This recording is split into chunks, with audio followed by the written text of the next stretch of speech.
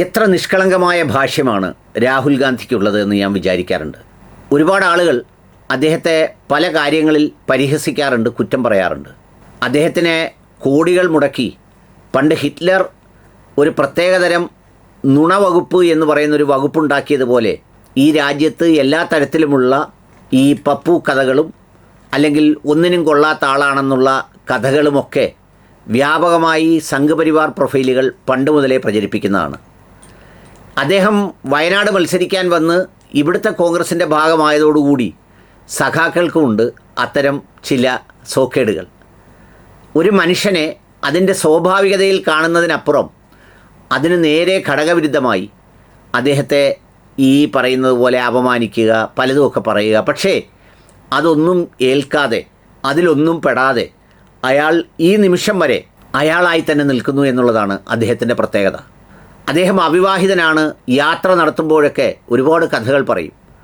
അവിടെ പോയതാണ്, ഇവിടെ പോയതാണ്, ആ ദ്വീപിൽ പോയതാണ്, ഈ ദ്വീപിൽ പോയതാണെന്ന്. അവസാനം എപ്സ്റ്റീൻ ഫയൽ പുറത്തുവിട്ടപ്പോൾ മുതുമുതുക്കന്മാരായി ഭാര്യമാരുള്ളവരും ഭാര്യമാരെ ത്യജിച്ച് ഒരു ജൈവിക സൃഷ്ടിയല്ല, സ്വയം ദൈവികതയുടെ അടയാളമാണെന്ന് പ്രഖ്യാപിച്ചവരുമൊക്കെ അതിൽ പരാമർശിക്കപ്പെടുകയും പലരും അതിൽ കിടന്ന് നീന്തി തുടിക്കുകയും പ്രായപൂർത്തിയാകാത്ത കുഞ്ഞുങ്ങളുമായി രമിക്കുകയും ഒക്കെ ചെയ്തപ്പോഴും രാഹുൽ എന്ന അവിവാഹിതൻ അവിടെ എങ്ങും ഉണ്ടായിരുന്നില്ല. പണ്ട് മീറ്റു ആരോപണം ആളിക്കത്തിയപ്പോൾ ഒരുപാട് കിഴവന്മാർ തലതെറിച്ച് ദൂരെ വീണപ്പോഴും ഞാൻ ആ ആരോപണം ഉന്നയിക്കുന്ന സഹോദരിമാരോടൊപ്പമാണെന്ന് ഉറക്കെ പറയാൻ ഇന്ത്യയിൽ കഴിഞ്ഞ രാഷ്ട്രീയക്കാരിൽ ഒരാളാണ് രാഹുൽ ഗാന്ധി. കഴിഞ്ഞ ദിവസം ഒരു സഖാവിൻ്റെ പോസ്റ്റ് കാണാനിടയായി. ആ പോസ്റ്റാണ് ഈ വീഡിയോ എടുക്കുന്നതിന് എന്നെ പ്രേരിപ്പിച്ചത്. ഞാനിത് അവഗണിച്ചൊരു സബ്ജക്റ്റായിരുന്നു. സ്വകാര്യ ജീവിതം നിഷേധിക്കപ്പെട്ട് നിർബന്ധിത അധികാര സ്ഥാനങ്ങളിലേക്ക് വലിച്ചിഴക്കപ്പെട്ട ഒരു കഴിവുമില്ലാത്ത 2 CBSE കുട്ടികൾ. പറയുന്നത് ആരാന്നറിയാമോ? PK അജീഷ് കൈതക്കൽ. അദ്ദേഹം DYFIയുടെ മുൻ സംസ്ഥാന കമ്മിറ്റി അംഗമാണ്. CPIM നൊച്ചാട് നോർത്ത് അംഗമാണ്. ഇതിനേക്കാളൊക്കെ ഉപരി അതൊക്കെ പൊയ്ക്കോട്ടെ, അദ്ദേഹം ഒരു അധ്യാപകൻ കൂടിയാണ് എന്നതാണ് അതിൻ്റെ ഒരു പ്രത്യേകത. ഇവരൊക്കെ വളർത്തുന്ന കുട്ടികൾ ഏത് ചിന്താഗതിയോടെ ഈ ഭൂമിയിൽ ജീവിക്കുമെന്ന് കൂടി ഒരു സ്വയം വിമർശനം നടത്തുന്നത് നന്നാവട്ടെ. ബോബനും മോളിയും എന്ന് പറഞ്ഞാൽ ആ കാർട്ടൂൺ കഥാപാത്രങ്ങളെ എല്ലാം അപമാനിക്കുന്നതിന് തുല്യമാവും. മൂക്കിൻ്റെ നീളവും കവിളിലെ നുണക്കുഴിയും വീട്ടിലെ പിണക്കവും അമ്മയുടെ വഴക്കും കല്ലുപ്പും വെങ്കായവും കടലിച്ചാടലും പടംപൊഴിയും ഉണ്ടപ്പൊരിയും തീറ്റയും പൂച്ചക്കുട്ടിക്കൊപ്പം സെൽഫി എടുക്കലും BMW സൈക്കിളിൽ ഫോട്ടോഷൂട്ടും വയനാട് ടൂറിൽ ഒരു കല്ലിട്ടു, അത്ര തന്നെ. ഇവരെ അവരുടെ വഴിക്ക് വിട്ടിരുന്നേൽ ഒരു രാഷ്ട്രീയ പാർട്ടി ഇത്ര ഗതികേടിലാകുമായിരുന്നില്ല കോൺഗ്രസ്സെ. എന്തൊരു അധ്യാപകൻ്റെ കാഴ്ചപ്പാടാണ്, എന്തൊരു ചിന്താഗതിയോടെയാണ് നോക്കുന്നത്. എന്നിട്ട് സ്വന്തം സഹോദരിയുടെ കവിളിൽ പിടിക്കുന്ന സഹോദരൻ്റെ ചിത്രമാണ് അദ്ദേഹം പോസ്റ്റ് ചെയ്തിരിക്കുന്നത്. എൻ്റെ പ്രിയപ്പെട്ട അധ്യാപക, ഇന്ന് കേരളത്തിൽ ഏതൊക്കെ സഹോദരങ്ങൾക്ക് ഇത്ര നിഷ്കളങ്കമായി അങ്ങോട്ടും ഇങ്ങോട്ടും സ്നേഹത്തോടെ പെരുമാറാൻ കഴിയും?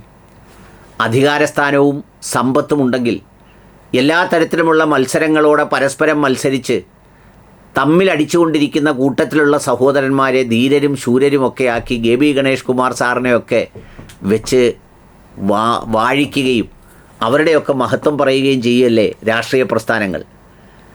സഹോദരന്മാരുമായിട്ട് തർക്കം, വഴക്ക്, കോടതിയിൽ കേസ്, തൻ്റെ ഭിന്നശേഷിക്കാരായ കുഞ്ഞിൻ്റെ ചികിത്സയ്ക്ക് വെച്ചിരുന്ന കാശ് പോലും തന്നില്ലെന്ന് പറഞ്ഞ് വലിയ മഹാനെന്ന് അവകാശപ്പെടുന്ന ഒരു നേതാവിൻ്റെ മക്കൾ പരസ്പരം ഇരുന്ന് അങ്ങോട്ടും ഇങ്ങോട്ടും കരയുകയും കുറ്റം പറയുകയും പിന്നെ പുലഭ്യം പറയുകയും ഏറ്റുമുട്ടുകയും തെരുവിലേറ്റുമുട്ടുകയും ഒക്കെ ചെയ്യുന്ന കാലത്ത് ഇത്രമേൽ സന്തോഷത്തോടെ, കുലീനത്വത്തോടെ, ആ മനുഷ്യത്വത്തോടെ ആ പെരുമാറുന്ന ആ ഭാവം സത്യം പറഞ്ഞാൽ മനസാക്ഷിയുള്ളവർക്ക്, സാധാരണ മനുഷ്യർക്ക് ഒരു സന്തോഷം പകരുന്ന കാഴ്ചയാണ്. ഇതിന് അദ്ദേഹത്തെ പ്രേരിപ്പിച്ച സംഗതി കൂടി പറയുമ്പോഴേ ഇത് പൂർണ്ണമാകും. ഇതാണ് സംഭവം. സംസാരിക്കുന്നത് ഇന്ത്യയുടെ പ്രതിപക്ഷ നേതാവാണ്. ഞാൻ ചോദിക്കട്ടെ, ഒരാൾ ഏതെങ്കിലും പദവിയിലെത്തുമ്പോൾ പിന്നെ ശ്വാസം പിടിക്കണമെന്നുണ്ടോ? അതിനുവേണ്ടി കൃത്രിമത്വം കാണിക്കണമെന്നുണ്ടോ? അതിനുവേണ്ടി അഭിനയിക്കണമെന്നുണ്ടോ? അതാണോ വാഴ്ത്തപ്പെടേണ്ടത്? അതാണോ അംഗീകരിക്കപ്പെടേണ്ടത്? നിഷ്കളങ്കമായി രാഹുൽ കഴിഞ്ഞ ദിവസം തൻ്റെ സഹോദരിയുമായുള്ള പിണക്കത്തെക്കുറിച്ച് പറഞ്ഞതാണ് ഈ അധ്യാപകനെ വല്ലാതെ ചൊടിപ്പിച്ചത്. കുഞ്ഞുങ്ങളെ പഠിപ്പിക്കുന്ന ആളാ, അത് ഓർമ്മ വേണം. കണ്ടോളൂ. Is that politicians should be more open about themselves, more transparent about what is going on. So now I'm going to irritate my sister a little bit. So yesterday, my sister had an argument with me. You know how brothers and sisters, they fight sometimes about silly things. So yesterday I said something silly, so she got upset. So she was not talking to me yesterday. Then I went to see my mother, and I told my mother, my mother said, because my mother was there during the fight, my mother said, so how's your sister? So she said, I told my mother, no, my sister's upset with me, so she's not talking to me. But then I told my mother, I've trapped my sister. Because tomorrow she's going to Wayanad and she cannot be angry with me anymore. So this morning, when we got in the plane, I said hello to her. She had a long face. But the moment we landed in Wayanad, she started smiling and talking to me as normal. Please understand, that is the magic of the people of Wayanad. Thank you very much, and much love to everybody, especially the people who lost family members, who lost friends, who lost property. We are all with you. We are going to stand with you, and we are going to protect you. Thank you. വയനാടിൻ്റെ സ്നേഹത്തിൻ്റെ ഭാവങ്ങളെക്കുറിച്ച് രാഹുൽ ഗാന്ധി പറഞ്ഞു തുടങ്ങിയതാണ്. അതുമായി ബന്ധിപ്പിച്ചുകൊണ്ടാണ് അദ്ദേഹം അത് പറഞ്ഞത്. പൊതുപ്രവർത്തകർ എപ്പോഴും സുതാര്യ വ്യക്തിത്വത്തിനുടമയായിരിക്കണം. എന്തിന് ദുരൂഹത, എന്തിന് വല്ലാത്ത മൂടുപടം. ഇനി ഞാൻ എൻ്റെ സഹോദരിയെ ഒന്ന് ഇറിറ്റേറ്റ് ചെയ്യാൻ പോവുകയാണ്, അല്ലെങ്കിൽ അവളോട് ഒരു കുസൃതിത്തരം പറയാൻ പോവുകയാണ്. ഞാനും എൻ്റെ സിസ്റ്ററും തമ്മിൽ വെറുമൊരു നിസ്സാര കാര്യത്തിന് കഴിഞ്ഞ ദിവസം ഒന്ന് പരിഭവിച്ചിരുന്നു. സഹോദരങ്ങൾക്കിടയിൽ അങ്ങനെ ഉണ്ടാകുന്നത് സ്വാഭാവികമാണ്, സ്നേഹപരമായ പരിഭവങ്ങൾ. ഞാനൊരു ചെറിയ കാര്യം പറഞ്ഞു, അതവളെ വല്ലാതെ അപ്സെറ്റാക്കി. അവൾ പരിഭവിച്ചു, എന്നോട് മിണ്ടിയില്ല. ഞാൻ അമ്മയുടെ അടുത്ത് പോയപ്പോൾ അമ്മ എന്നോടിത് അറിഞ്ഞവണ്ണം എന്ന നിലയിൽ ചോദിച്ചു, നിൻ്റെ സഹോദരിക്ക് എങ്ങനെയുണ്ട്?